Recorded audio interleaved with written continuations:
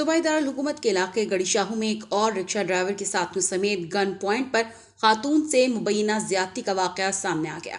Police ने मुतासरा खातून की दरखास्त पर मुकदमा दर्ज कर लिया। मुतासरा खातून ने पुलिस को बताया कि रिक्शा ड्राइवर और उसके साथियों ने नौकरी का झांसा देकर बुलवाया था। मुतासरा खातून ने इल्जाम आयद किया है कि मुल्जिमान ने 2 साल की बच्ची पर पिस्तौल तान कर मेरे साथ ज्यादती की। FIR के मुताबिक मुल्जिम मुतासरा खातून को रिक्शे में बिठाकर नाच घर ग्राउंड लेकर गया, जहां उसके साथी मौजूद थे और वहां एक मुल्जिम ने बच्ची छीन कर उसे अर्गमाल बनाया और उसके बाद खातून को मुल्जिमान ने इज्तिमाई तौर पर ज्यादती का निशाना बनाया।